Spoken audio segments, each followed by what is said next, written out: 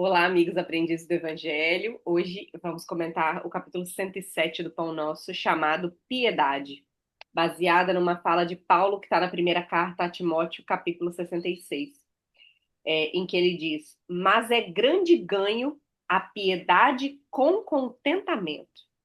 E aí, eu e a Polônia combinamos aqui que esse capítulo ele é tão explícito, talvez ele é tão incômodo, que eu vou ler a primeira parte dele, que no caso do livrinho é a primeira página, para vocês sentirem aí. Fala-se muito em piedade na terra. Todavia, quando assinalamos referências a semelhante virtude, dificilmente discernimos entre compaixão e humilhação. Aí ele vai falando algumas falas que se ouve por aí. Ajudo, mas esse homem é um viciado. Atenderei, entretanto, essa mulher é ignorante e má. Penalizo-me, contudo, esse irmão é ingrato e cruel.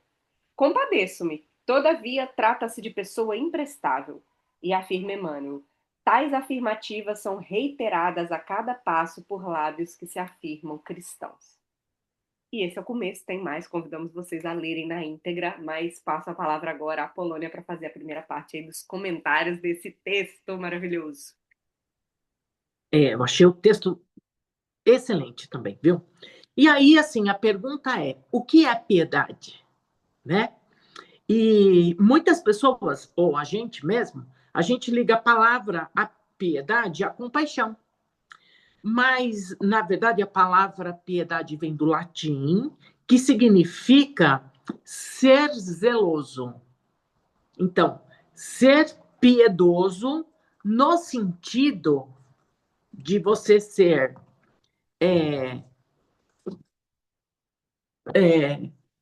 estar sendo zeloso na questão da religião em si. Você cumprir, principalmente naquele período que tinha lá as questões das regras, né, que eram colocadas pelo questão do ai, de Moisés, né? Então as pessoas cumpriam à risca a questão das regras de Moisés. Porém, eles seguiam isso à risca, mas eles não eram caridosos, eles não eram felizes, eles não eram alegres. Então, assim, eu vou cumprir isso porque eu tenho que cumprir. Mas, no geral, havia tristeza, havia uma cara fechada, uma carranca sempre com relação a outras pessoas, tá? Então, a gente só precisa entender isso aqui, né, para a gente entender o sentido oculto aqui da palavra piedade, né? Então, eles seguiam à risca as leis determinadas pelas igrejas, mas eram duros de coração. E talvez por isso, hoje, ela foi associada à palavra compaixão. Mas o piedoso é aquele que segue à risca as ordens material da igreja, tá? É, mas nós queremos que essa piedade seja feita também com o coração. E por isso Paulo diz na carta de Timóteo que ela deve ser feito o pio, né? O piedoso, mas ele deve ser feito com alegria, porque ele não apresentava esta alegria, certo? Então Paulo recomenda isto, né? É, e justamente porque as pessoas aparentavam essa tristeza, essa cara fechada, não se comunicava com o próximo, não tinha questão de ser solidário com o outro, né? E, e aí ele diz, então, que a gente tem que ter, hoje, a gente precisa ter esta alegria de estar nos ligado com Cristo. Então, ter sim a compaixão, né?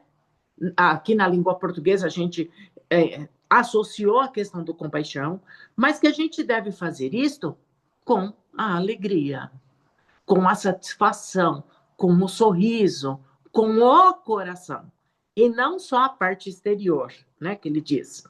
É, e que talvez nós mesmos, né? Às vezes a gente faz isso. Ah, tá bom, eu vou te fazer. Ó, eu vou te dar isso, mas a gente sempre tem esse mais. Então, isso passa, às vezes, até ser um vício, né? Que a gente faz. E aí ele nos chama a atenção sobre isso, né? E que a gente é aquilo que você falou, a gente pode ajudar, mas é um viciado. A gente pode fazer isso, mas é um vagabundo. Então tem sempre o mais na frente, né? E principalmente isto quando é de família, né? Quando está na família, a gente ainda é mais, como é que eu vou dizer? A gente é mais cruel, né? Nessas colocações.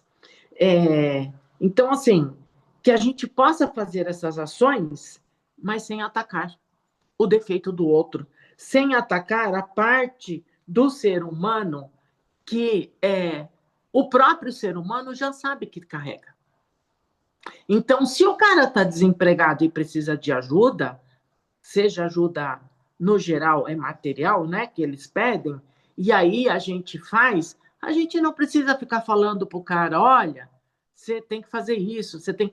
Ele já sabe disso. Ele já. Ele mesmo já leu isto nele, né? Então a gente não precisa ficar falando. E que Jesus, ele já sabe do que as pessoas têm de pior. Então, quando Jesus passava, né, e estava vendo as pessoas, Jesus, ele já sabia o que tinha de pior e o de melhor também. Então, até porque Jesus, ele tinha conhecimento pelo espírito que ele era, ele já tinha, ele conseguia ler a aura, né? Ele conseguia saber se as pessoas, o que as pessoas fizeram lá na vida passada. E se elas estavam sofrendo, era por uma questão de dívida ou não, né? E aí aquelas pessoas do qual já tinha cumprido a sua questão de dívidas e tinha um coração extremamente puro, Jesus então fazia essas curas, né? Então, Jesus já sabe disso. Nós não precisamos ficar falando. E a pessoa que está vivendo, ela sabe das dificuldades dela. Então, a gente não precisa ficar falando a respeito disso. E ele pede, então, para que a gente seja compassivo, para que a gente seja generoso, né? Só que, na verdade, quase sempre a gente não faz isso. E a gente tem a ação de fazer, tem a ação de ajudar, mas a gente também tem os espinhos, que a gente fica lá cutucando a pessoa na sua parte pior, né? Então, quando nós achamos que aquele que nós ajudamos, a gente às vezes quer que esse que nos ajuda, que eles não sejam gratos para o resto da vida. Então, o cara fala, gratidão, obrigado. Mas a gente, principalmente quando é família, né? A gente fica assim, não, mas lá atrás eu fiz tal coisa. Não, porque eu te ajudei nisso. Não, porque eu fiz aquilo para você. Então, é como que se a pessoa tivesse que ter a gratidão por todo sempre, amém. Certo? E aí, assim, isto não é ser generoso. E ele diz assim, que a verdadeira piedade nasce do amor ao próximo. E aquele que não cobra, né, é que tem esse amor. Esse amor, porque assim, ele faz por amor. Então, ele não vai ficar cobrando. Agora, quem faz para poder, sei lá, talvez para cumprir aí a questão do piedoso, né? Aí este fica cobrando sempre. E aí ele pergunta, que amor é este? Né? E ele diz assim, a alegria de fazer o bem, ela é uma experiência incrível, que mesmo que o ajudado não venha a ter gratidão, a alegria e o bem-estar de quem fez, isso ninguém te tira. Então, só isto já basta. Então, a gente não precisa ficar cobrando o outro. Ah, você tem que ser grato. Ah, você tem que ser não sei o quê. Você já teve este lance de estar bem, de se sentir bem, de estar no êxtase, né? De ter feito a situação. Então, a gente não precisa ficar cobrando, né? É, ninguém tira. Então, o evangelho, ele é a alegria. O evangelho, ele trabalha para Jesus e de forma alegre, generosa e de muita satisfação. É isso, Lívia. O que você pode acrescentar? Primeiro, quero acrescentar uma palavra aí, o evangelho é alegre, e eu também diria leve, né? O Com evangelho certeza. precisa ser leve. Sim. E Jesus já fala isso, né? Meu fardo é leve, meu jugo é Uhum. suave. É, e esse capítulo, ele é tão interessante, porque ele incomoda, porque ainda que a gente esteja no caminho de melhorar e não fale algumas vezes em voz alta, a gente pensa, eu penso, né? Então, às vezes, né, o coração toca de um jeito, a gente, eu acho que eu quero ajudar aquela pessoa que pediu. Vez ou outra, aí vem aquele pensamento assim, de análise, né? Nossa, será que a pessoa vai usar? Nossa, será que a pessoa tá falando a verdade? Será que então, ainda que não seja, ainda que a gente já tenha melhorado um pouquinho, talvez, de não fazer o julgamento direto, a gente faz o julgamento indireto. E aí Sim, vem o sim. Emmanuel e fala assim: olha, isso aí está saindo da boca dos que se julgam cristãos, né? Que, como você falou, junto com o doce leva o veneno, né? Junto com a rosa leva o espinho. É, por isso a importância dessa nossa reflexão para reconhecermos se estamos fazendo isso e fazer essa transformação, porque assim, primeiro de tudo, né? Lembrar que a gente pode dar o auxílio material e a gente principalmente pode dar o auxílio da prece, que esse aí, ó, nem custa nada e que às vezes a gente julga também. A gente reza pela pessoa, falando assim, mas também procurou, né? Olha só, na nossa prece, às vezes a gente reza para proteger a pessoa e ao mesmo tempo fica assim, mas também não faz por onde mudar a situação, né? E materialmente também, às vezes a gente faz, ou seja falado, ou seja via pensamento, e a gente tem que pensar que isso, nós estamos emitindo essa energia para o outro. Sim. Então, estamos aliviando de um lado, porque obviamente estamos aliviando fome, aliviando necessidades diversas, mas estamos machucando espiritualmente, né? Se a pessoa estiver na mesma sintonia, claro que se ela estiver protegida em uma sintonia maior, ela não recebe, né? Mas se ela estiver numa sintonia, enfim, dado o problema que ela está vivendo, ela ainda por cima vai receber, junto com algo que alivia materialmente, vai receber algo que perturba emocionalmente falando. E assim, é uma responsabilidade nossa, de cristãos que somos, mudar de atitude, porque se a gente faz isso, né? Vou ajudar porque é o meu dever de cristão, mas o dever de cristão que a gente fala é a nossa entradinha no suposto céu, né? Que no caso do espírita é ser recolhido, ir para um hospital, numa colônia, blá blá blá. Só que se a gente não faz com o contentamento que Paulo fala, não é sincero, aí não adianta nada, que não está abrindo nosso coração. Nós não estamos exercendo a lei divina, né, nas nossas fibras mais íntimas. Então não há transformação, não adianta. Não tem como esconder de Deus, não tem como barganhar com Deus. Então é uma transformação urgente, justamente para o que nós desejamos. É agir como cristãos sinceros. Não é fácil, obviamente, e não tem outro jeito a não ser treinando, porque a gente não vai acertar de primeira. Então a gente toma consciência da forma como a gente age e a gente experimenta. Deixa eu passar aqui pela rua e tentar não julgar as pessoas, né? E quando fizer algo, tentar parar, lembrar desse capítulo e refletir. Eu estou agindo com piedade, né? Estou agindo com compaixão. E aí você falou, né, a piedade com o zelo sobre o outro também. E assim, se fosse eu no lugar dele, passando pelas coisas que essa pessoa vivenciou na vida que a gente não tem nem ideia, A gente não gostaria de ser julgado e é o que Jesus pede pra gente. Aí a gente lembra também, esse capítulo faz lembrar do Evangelho, que a vossa mão direita não sabe o que dá à esquerda. Se você for fazer uma festa, não é para convidar aqueles que podem te devolver, é para convidar os pobres estropiados, porque eles não têm como te devolver, que é o que você falou da gratidão. A gente ainda fica esperando um muito obrigado.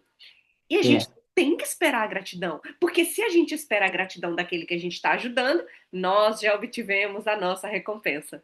E que sim, é o que o Evangelho fala. Uma coisa é esperar aquela recompensa ali da pessoa que você ajudou.